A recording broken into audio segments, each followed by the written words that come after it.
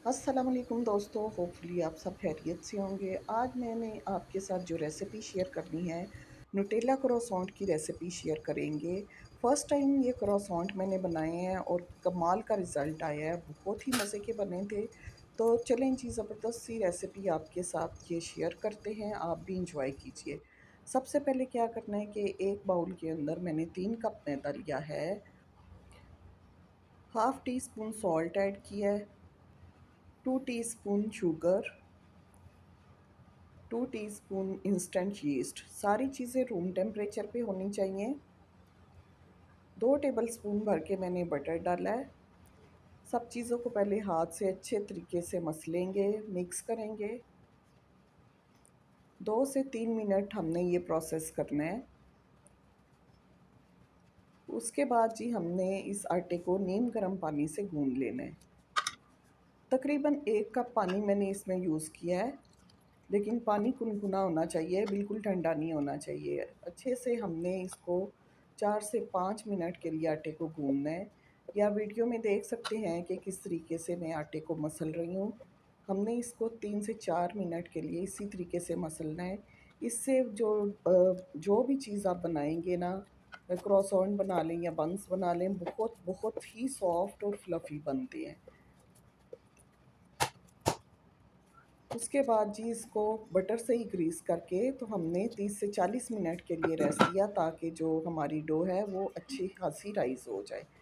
तो यहाँ पे आप देख सकते हैं कि आटा अच्छा खासा राइज़ हो गया है, इसको पंच डाउन किया है। उसके बाद जी इसके हमने रेक्टेंगल इसको करके तो इसके पेड़े निकाल लेने हैं। 8 हिस्सों में मैंने इसको डिवाइड किया है। तो 8 हिस्सों में डिवाइड कर लेंगे और हम बारी-बारी पेड़े बना लेंगे।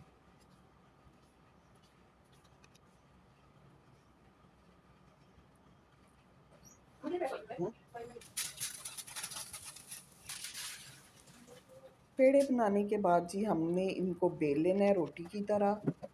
1 बाय 1 करके सारी रोटियां हमने बेल लेनी है।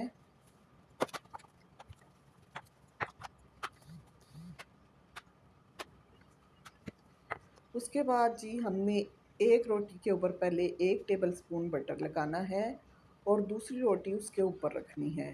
फिर दूसरी रोटी के ऊपर भी 1 टेबलस्पून बटर लगाएंगे। इसी तरह 1 बाय 1 करके हमने बटर लगाते जाना है और रोटी रखते जाना है। अच्छा जी, जब बटर लगाएँगे तो उसके बाद हमने ड्राई जो मैदा है ना, वो बिल्कुल भी इसके ऊपर डस्ट नहीं करना, बस बटर लगाना है और हमने रोटी रखते जानी है, ठीक है? लास्ट जो हमारी रोटी बच जाएगी, उससे पहले हमने न्यूटेला लेना है और न्यूटेला हमने इसके ऊपर सारा स्प्रेड कर देना है। मेक श्योर कि न्यूटेला जो है वो रूम टेम्परेचर पे होना चाहिए, फ्रिज का नहीं होना चाहिए। तो अच्छे से स्प्रेड करके लास्ट जो रोटी है ना वो इसके ऊपर हम रख देंगे और फिर इसको थोड़ी देर हमने रेस्ट देना है। उसके बाद हमने बेल लेना है। इसके बाद जी हमने रोटी को बहुत ही बारीक बेल लेना है। इसके बाद इसकी कटिंग करेंगे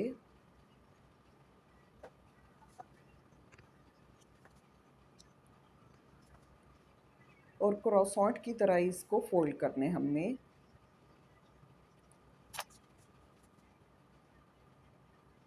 इस तरीके से फ़ोल्ड करते जाएँ। ये देखें, ज़बरदस्त सा क्रॉसॉन्ट हमारा रेडी हो गया है। बस जी इनको बेकिंग डिश में हम लगाते जाते हैं। सारे क्रॉसॉन्ट बना के हमने 20 मिनट फिर इनको रेस्ट देना है, ताकि अच्छे से राइज़ हो जाएँ। उसके बाद जी अंडे की जर्दी ली है मैंने और इसमें थोड़ा-सा 1 टेबलस्पून दूध डाला है और वो हमने सारा ब्रश कर देना है क्रॉसॉन्ट के ऊपर।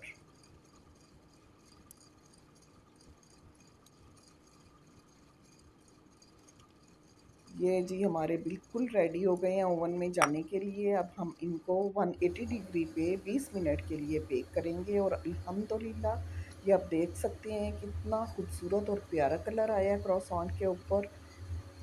ऊपर से बहुत ही क्रंची, क्रिस्पी और अंदर से बहुत ही सॉफ्ट बने थे और मिनटों में ख़त्म हो गए थे। दोस्तों इतनी प्यारी शक्ल है इनकी, एक दफ़ा तो ट्राई करना बनता है, लाज़मी ट्राई कीजिएगा और फीडबैक दीजिएगा। होपफुली रेसिपी अच्छी लगी होगी। रेसिपी अच्छी लगे तो लाइक करिए, शेयर करिए और जो नए हैं चैनल पे वो काइंडली सब्सक्राइब भी कर दें। थैंक यू सो मच जी, दुआओं में याद रखें। अल्लाह हाफ़िज़।